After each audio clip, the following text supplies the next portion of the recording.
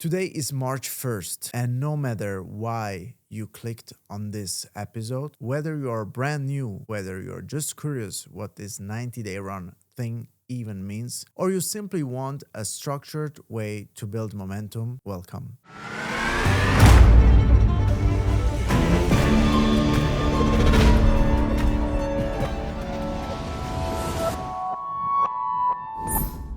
In this episode, I'm going to explain what that actually is, where the idea comes from, how it works in real life, why serious teams use it, and how to structure it so it creates momentum without turning your life into chaos. A lot of people hear 90-day run, and they imagine an extreme hustle challenge where you suddenly have to work all day, every day, and sacrifice everything. That's not what a real run is. A real 90-day run is a structured period where you simplify your priorities, raise your standards, and repeat the same high-impact actions long enough for results to become visible. A 90-day run is not about doing more random things. It's about doing fewer things with more consistency and more intensity.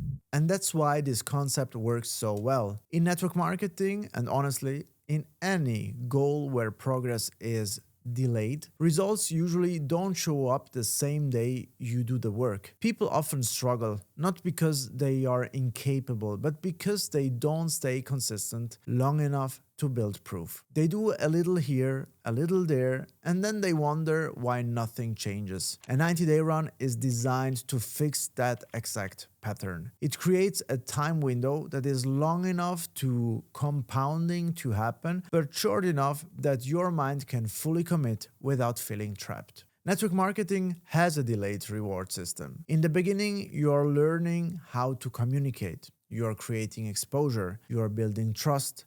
You're following up, and decisions take time. Even when someone is interested, it often takes a few touch points before they feel clear. So if your effort is inconsistent, you never experience the payoff of your own work. You don't get enough repetitions to get good, and without skill, results stay random. A run compresses the learning curve into a real schedule. Instead of I'll build when I feel like it, it becomes for the next 90 days, I'm practicing this like a real business. That shift alone takes recruiting from emotional to operational. The first benefit is focus. When you have a defined season, you stop negotiating with yourself every day. Your brain doesn't have to decide whether you feel like building, it follows the plan. The second benefit is skill. When you do more repetitions, more outreach, more conversations, more follow-ups, you learn faster. And once you learn faster, confidence stops being a personality trait and starts being a result of practice. The third benefit is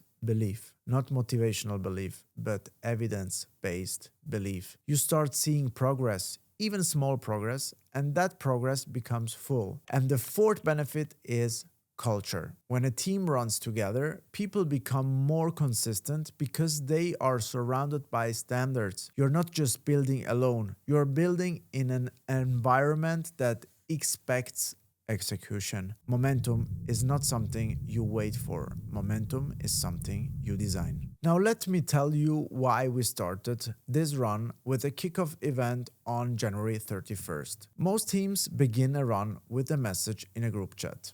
Everyone is excited for a day or two, and then real life returns, and the run slowly fades because nothing anchored it. We didn't want that. We wanted to run to feel like a moment, not a date, because people remember moments, they forget dates. A kickoff event creates a line in the sand.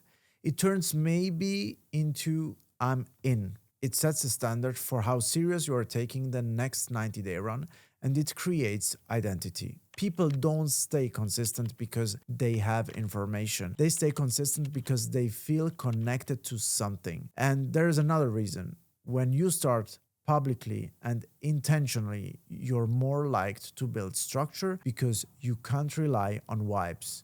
You need a plan that the team can follow. A successful run is built on 3 layers: a clear target, a clear scoreboard, and a clear weekly rhythm. First, you need a target. not a fantasy, something measurable that you can commit to. Depending on where you are, that might be a rank, a number of customers, a number of business partners, or a consistent income milestone. The point is not which target you choose, the point is that you can measure whether you're moving. Second, you need a scoreboard that measures the actions that create pipeline. In network marketing, pipeline is created through exposure and conversations, not through thinking about it. So you track actions that lead to real outcomes. When you do this, your progress becomes visible, and visibility builds consistency. Third, you need rhythm, because rhythm removes daily negotiation. The run becomes sustainable when your daily and weekly actions are repeatable inside your real life. Your run doesn't need perfect days. Your run needs repeatable days. This is also why many teams use practical tools like weekly check-ins, working sessions,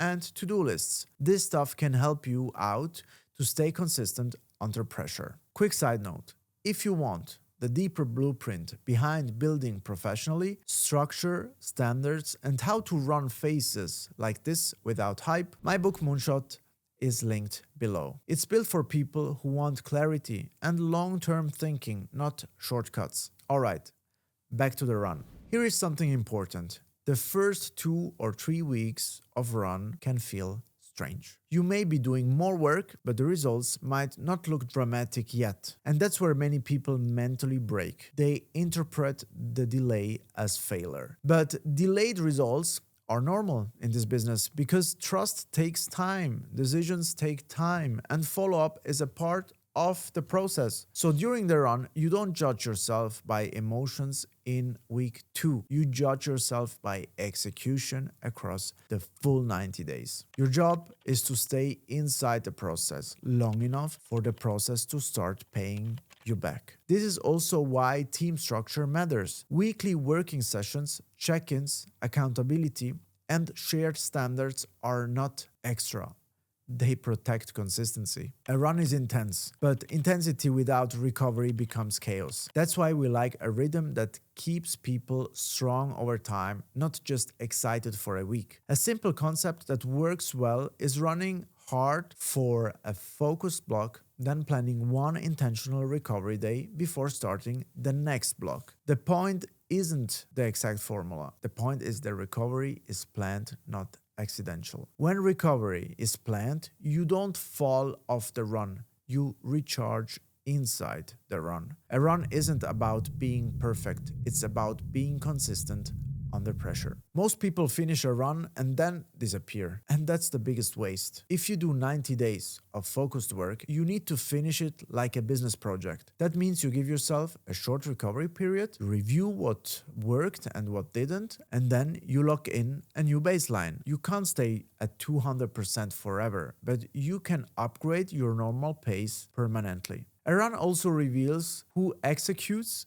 who learns fast, and who is ready for leadership. The run doesn't just build results, it reveals capacity. A 90-day run doesn't only build momentum, it exposes potential. So let's bring this together. A real 90-day run is a structured season where you simplify priorities, track actions that create pipeline, and follow a rhythm that your life can actually sustain. We started ours with a kickoff event on January 31st because we wanted identity, standards, and commitment before the calendar start date, and today, March 1st, becomes powerful because the decision was already made. This is how you turn motivation into a system and the system into momentum. Alright, my friend, that's where we'll end today. If you're starting a 90-day run with us, I'm excited for you, and I hope this episode gave you structure instead of hype. If you want more content like this during the run, make sure you subscribe and turn on the notification bell because we are dropping more episodes. And if you want to stay connected